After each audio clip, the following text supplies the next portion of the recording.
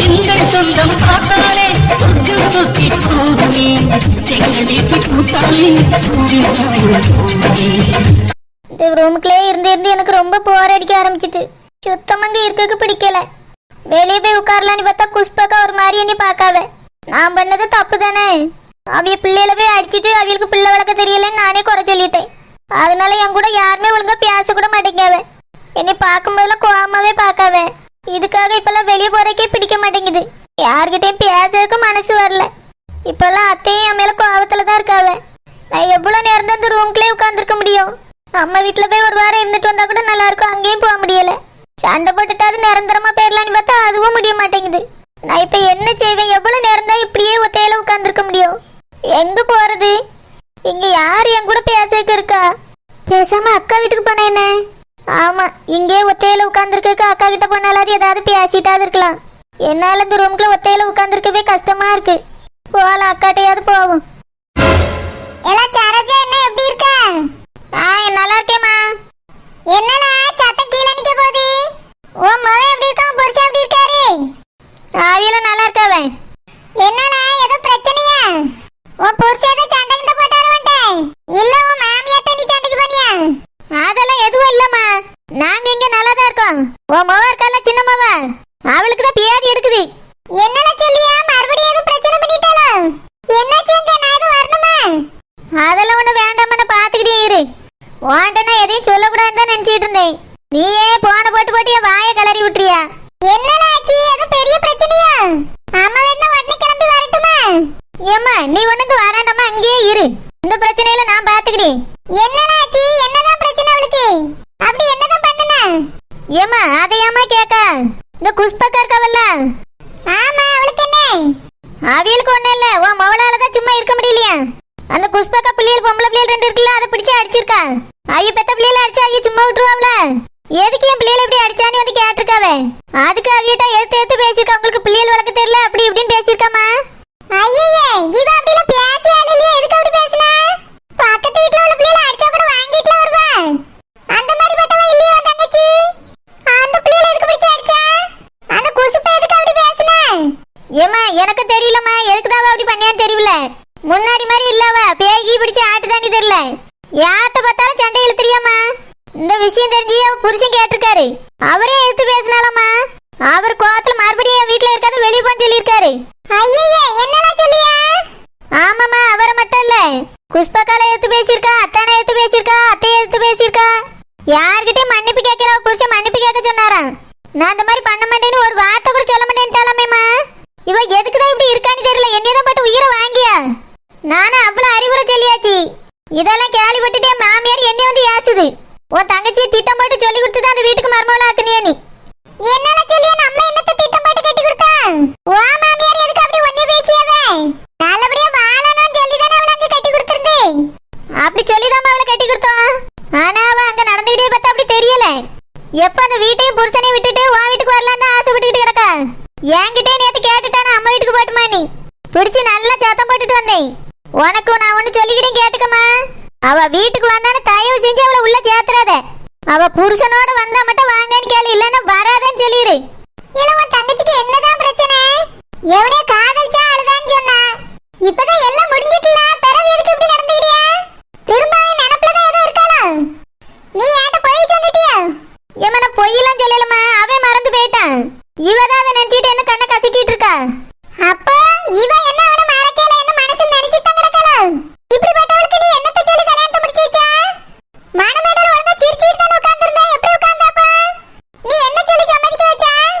அம்மா நீ தானே எப்படியாவது அவளை பெரியத்த வீட்டுக்கு கட்டி கொடுத்துடணும்னு ஆசைப்பட்டா. நீ ஆசைப்பட்டபடி சரோஜினிக்கு எப்படியாவது கல்யாணம் நடக்கணுமே தான் நான் கொஞ்சம் பொய் சொல்லிவிட்டேன். பொய்யா? அக்கா என்ன பொய் சொன்னா? என்னல சொல்லியா? பொய் சொன்னியா? நீ என்னல பொய் சொன்னா? யாட்டாவ சமைச்சிட்டான்னு சொல்லிக்கிட்டு இருந்த. அவள பல்ல ஈ நீர்த்த மனமேடல உட்கார்ந்திருந்தா. ஒரு பிரச்சனை இல்ல, நல்லபடியா கல்யாணம் பண்ணிடுன்னு நான் நினைச்சிட்டு இருந்தேன். இப்போ என்னமா அவ காதலிச்சாங்க, நீ பொய் சொன்னாங்க, என்னதான் நடந்துச்சு? அம்மா நான் சரோஜினிட்ட எவ்வளவு சொல்லி அவ கல்யாணத்துக்கு சம்மதிக்கவே இல்லையா? அந்த பையன் தான் என் மனசுல இருக்கான், அவன் தான் வேணும்னு சொல்லிக்கிட்டு இருந்தா. அதனாலதான் அவளை சம்மதிக்க வைக்கிறதுக்கு சில பொய்யல சொன்னேன். என்னடா சொன்ன அப்படி? ஏம்மா அது அந்த பையன் இவளை விரும்பவே இல்லை. இவதான் மேல ஆசைப்பட்டு அதனாலதான் நான் அப்படி ஒரு பொய் சொன்னேன். அக்கா என்ன சொல்றா? அவர் இனி விரும்பலையா? அவர் இனி விரும்பியாரு கல்யாணம் பண்ணக்கு வந்துருவாருன்னு தானே என்கிட்ட சொன்னா. இப்ப எதுக்கு அம்மாட்ட இப்படி சொல்லிட்டு இருக்கா? என்னதான் நடந்துச்சு? என்னதான் அவட்ட சொல்லி ஏமாத்துன? அத முதல்ல என்கிட்ட உங்களுக்கு தெளிவா சொல்லு. ஏம்மா, சரோஜினி கல்யாணத்துக்கு ஒத்துக்கிடவே இல்லையா? அதனாலதான் நீ காதலிச்ச பையன் என்கிட்ட பேசினா உன்னையவே கல்யாணம் பண்ணிக்கிறியன்னு சொல்லி என்கிட்ட சத்தியம் பண்ணான்னு சொல்லி அவட்ட போய் சொன்னேன். அவட்ட அப்படி சொன்ன பிறகுதான் அவன் நான் சொன்னதெல்லாம் நம்புனா. கல்யாண மேடைக்கு நீ வந்துரு, அங்க வந்து கல்யாணத்தை நிறுத்திட்டு அவன் உன்னை கல்யாணம் பண்ணிக்கிடுவான்னு சொன்னேன். கல்யாண மேடையில கூட நீ சிரிச்சுக்கிட்டே இரு, அப்பதான் யாருக்கும் சந்தேகம் வராதுன்னு சொன்னேம்மா. அதனாலதான் அவன் மனமேடையில சந்தோஷமா சிரிச்சுக்கிட்டே உட்கார்ந்துருந்தா.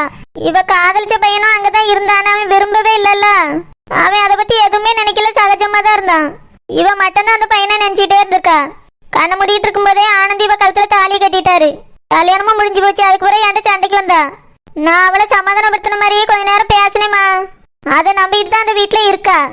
அப்போ கட்டி கொடுத்தா அந்த பையன் கூட அவ வாழையில ரெண்டு பேரும் சேர்ந்து அந்த பையன் வாழ்க்கையில விளையாண்டுகிட்டு இருக்கிய. ஏம்மா, யாரும் விளையாடல. இவதான் அவளை விரும்பாத ஒரு பையனை விரும்பிட்டு வாழ்க்கையை கெடுத்துக்கிட்டு இருக்கா. அவ நினைக்கிறது எதுவுமே உண்மை இல்லம்மா. அதனாலதான் தினமும் போய் அவளுக்கு அட்வைஸ் பண்ணி அவளை வாழ வைக்கணும்னு முயற்சி பண்ணிட்டு இருக்கேன். நல்ல கதை சொல்லு. நான் கேட்கும் போதுல அவளை நான் சமாளிச்சுக்கிட்டே இப்படி பொய்யாதான் சொல்லிக்கிட்டு இருந்திருக்காப்பா. மரியாதையா போன வச்சிரு, எனக்கு தலைலாம் கிறுகிறுன்னு சுத்துது. சே, என்ன அந்த வீட்ல எப்படி வாழ்வா? இவ எதுக்கு இவ்வளவு போய் சொல்லனா? ரெண்டு சோக்கர் பயவுல எல்லாம் இருந்திருக்கு. இதுக்கு மேல நான் என்ன செய்யனே தெரியலையே. அம்மா எதுக்கு இப்படி கோவப்படியா? நான் எல்லாருக்கும் நல்லது தானே செஞ்சேன். ஏக்கா,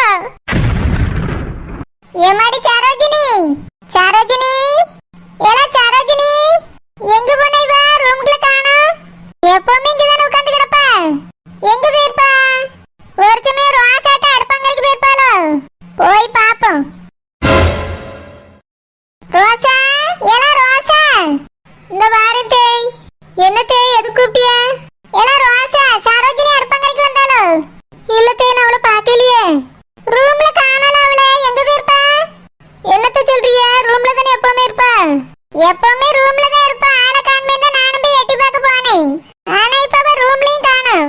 என்னாச்சு ஏதாச்சும் எங்க போனான்னு ஒண்ணும் தெரியல. ஏத்தே, அவ எங்க போறா? இங்கதான் எங்கேயாவது இருப்பாத்தே. மாடியில இருந்தாலும் இருப்பா. நான் வேணா போய் பார்த்துட்டு வரட்டுமா? சரில ரோசா, கொஞ்சம் போய் சீக்கிரமா பார்த்துட்டு வா. ரூமுக்குள்ளே தான் கிடப்பா. முக்கியமா எப்பயாவது வெளியே வந்து செத்த நேரம் உட்காருவா. ரெண்டு இடத்துலயும் காணோம்னு ஒரு மாதிரியா பக்கனில இருக்கு. ஒரு சமயம் துணி எதுவும் காயப்பட போயிருப்பாளோ? எல்லா ரோசா, மொட்டை மாடி வரைக்கும் மேல வரைக்கும் போய் பார்த்துட்டு வந்துரு. சரி தே, பார்த்துட்டு வரேன். எங்கதான் போயிருப்பா இவ? எதுக்குக்கா இப்படி பண்ணுனா? நான் ஒன்னே தானே நம்பிட்டு இருந்தேன். ஏன்க்கா என்கிட்ட இவ்வளவு போய் சொன்னா? என்னப்ப சொல்லியா? நான் போய் சொன்னேனா? நான் எப்ப போய் சொன்னேன்? ஒரு பையன் சொல்லலையே. போதும், நீ என்கிட்ட போய் சொன்னதுல போதும். நான் எல்லாத்தையும் கேட்டுட்டேன். என்னது கேட்டா?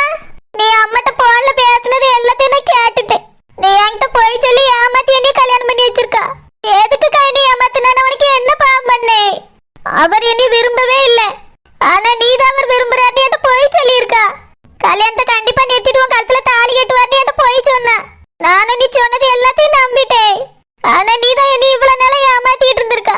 எதுக்குக்கா என் வாழ்க்கையில இப்படி விளாண்டா? அவர் என்னை விரும்பலனால நான் அவரை நினைச்சிட்டாது வாழ்ந்துருந்திருப்பேன். நான் என் மனசுல அவரை நினைச்சிட்டு இருந்தது உண்மைதான்.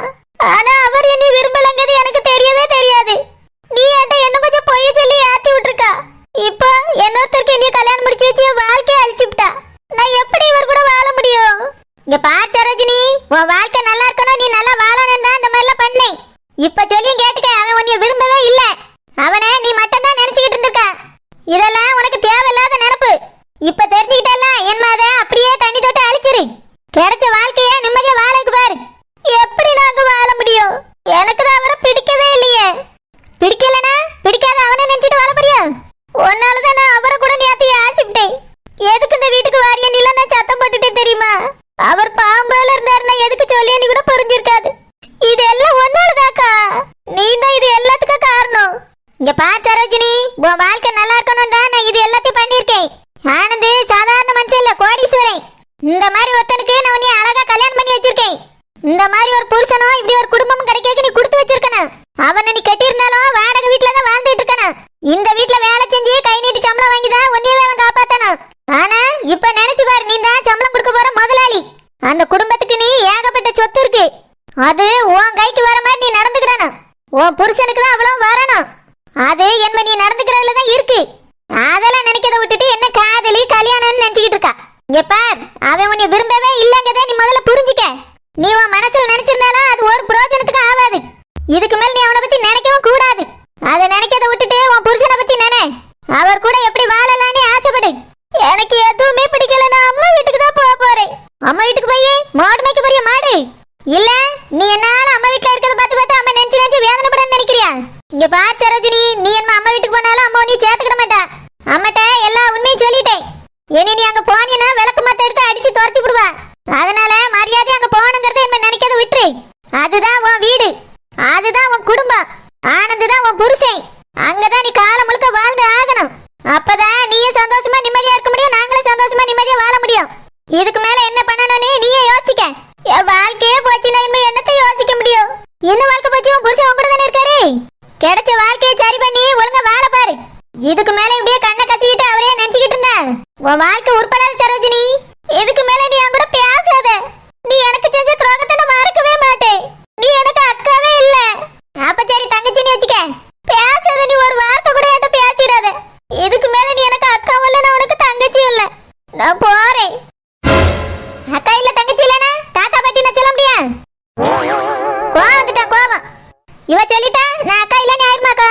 இந்த ஊர் உலகத்துக்கே தெரியும் நான் சொல்லாட்டி இவ சொல்லாட்டியோ. என்ன மாதிரியே பிறந்துக்கிட்டே அக்கா இல்லன்னா என்ன அர்த்தம்? போட்டோம், கொஞ்ச நேரம் கோவத்துல போய் பேசுவோம். ச்சே, ஒரு குழந்தை பிறந்த பிறகு உண்மை தெரிஞ்சா பரவாயில்லன்னு நினைச்சேன். அதுக்குள்ள எல்லாத்தையும் கேட்டு தொலைச்சிட்டாளே. கதவை திறந்து போட்டு பேசினா பெரிய தப்பா போச்சு. இனி எப்ப பேசினாலும் மூடிட்டு பேசணும். நான் பாட்டுக்கு படுத்துக்கிறேன். எல்லாம் அந்த அம்மையால வந்தது. போன போட்டு என் வாய் பிடிங்கி மொத்தத்தையும் தெரிய வச்சுட்டா அவளுக்கு. இப்ப அவ அழுதுகிட்டே போறா அக்கா இல்லன்னுட்டா. எல்லாத்துக்கும் நடுவுல என் தலை தான் உருளுது. ஏத்தே, மாடியில இருக்க ரூம்லயும் பார்த்துட்டே மேலேயும் போய் பார்த்துட்டேன் தே. எல்லா இடமும் பார்த்துட்டேன் தே, எங்கேயும் காணோம் தே. என்னால சொல்லி அவன் எங்க போனா தெரியல தே. வாங்கிட்டு எது சொன்னாலுமா எங்கேயும் பாரு வரேன்னு இல்லையே தேவை. என்கிட்ட எதுவும் சொல்லலையே. என்கிட்ட அவன் எதுவும் சொல்லலையே ரோசா. உன் தங்கச்சி குசுப்பு எங்க இருக்கா? ஏத்தே, அவ கிச்சன்ல தான் இருந்தாங்க, வரல. வரலையா? பிறகு எங்க போயிருப்பா தெரியல தே. எனக்கு ஒரு மாதிரி பதட்டமா இருக்கு. நான் வேணா பின்னாடி போய் பார்த்துட்டு வரட்டுமா தே? ஏல ரோசா, மறுபடியும் குசுப்பிட்ட ஏதோ சண்டை கிட்ட போட்டாளா? இல்ல தே, நீங்க வேணா தங்கச்சி கூப்பிட்டு கேட்டு பாருங்க தே. நான் போய் பின்னாடி பார்த்துட்டு வரேன். சரியில போய் பார்த்துட்டு வா. ஏல குசுப்பு, ஏ குசுப்புங்க வா. என்ன தே? ஏல குசுப்பு, சரோஜினி எது சொன்னியா? அவள இந்த வீட்ல எங்கேயுமே காணோம். வீடு முழுக்க அவங்க அக்காக்காரி தேடி பார்த்துட்டு வந்துட்டா. அவ எங்கேயுமே இல்ல, அவ ரூம்லயே இல்ல. அதுக்கு நான் அவட்ட எதுவும் சொன்னதா அவ காணாம போயிருவாளோ? எதுக்கு தே நீ பத்தி இப்படி யோசிக்கிறிய? இல்லல, நீ ஏதோ அவட்ட சொன்னியா பாத்தியான்னு கேட்டேன். நான் அவளை எதுவும் சொல்ல முடியல, அவளை பார்க்க முடியல, அவ கதைக்கே நான் போறதும் இல்ல. அவட்ட நான் பேசுறதே விட்டுட்டேன் தே. சும்மா எல்லாத்துக்கும் என்னை சண்டைக்கு போட்டு கேட்காதுங்க. ஏல குசுப்பு, நீ அப்படிலாம் பேசாத. நீ பெரியவா பெரியவா நீ எல்லாரும் அவமானப்படுத்திட்டே இருங்க தே. எதுக்குலாம் குசுப்பு இப்படி பேசிட்டு இருக்கா? அந்த பிள்ளை வீட்ல எங்கேயும் காணோம். கொஞ்சம் அவளை தேடு. நீங்க இந்த மாதிரி பேசாம இருந்தனால அந்த பிள்ளை எங்கேயும் போயிட்டான்னு தெரியலையே. ஏத்தே, சும்மா இப்படி என் மேல வீண் பலி போடாதுங்க தே. எவ காணாம போனாலும் எனக்கு தெரியாது. அவளை பத்தி எல்லாம் என்ன பேசாதுங்க. என்ன இவ இப்படி பேசிட்டு போறா? ஏல ரோசா பின்னால நிக்காளா? இல்ல தே, பின்னாடி யாரும் இல்ல. ஐயோ, அந்த பிள்ளை எங்க போனான்னு தெரியலையே. இந்த நிச்சயத்தை எப்படியாவது நிறுத்தணுமே. எப்படி நிறுத்த? நம்ம கூட கூட்டணிக்கு ஒருத்தர் கூட இல்லையே. சின்னத்தை இருக்காவ, ஆனா அவிய நம்ம கூட கூட்டு சேருவாங்களான்னு தெரியலையே.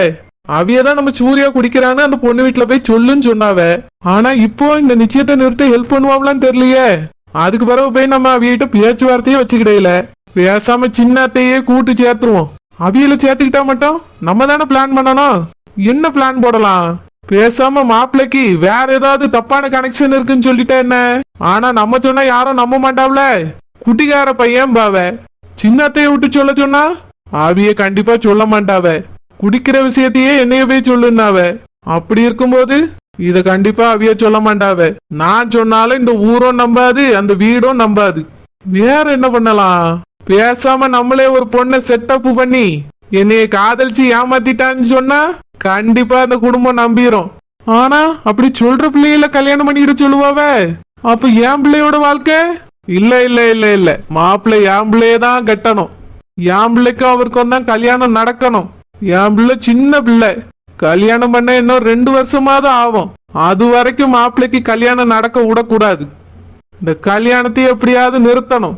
பண்றேன், ஒரு சூப்பர் ஐடியாவை பிடிக்கிறேன். இந்த கல்யாணத்தையே நிறுத்துறேன். சொத்து எல்லாம் என் பிள்ளைக்கே வர மாதிரி பண்றேன்.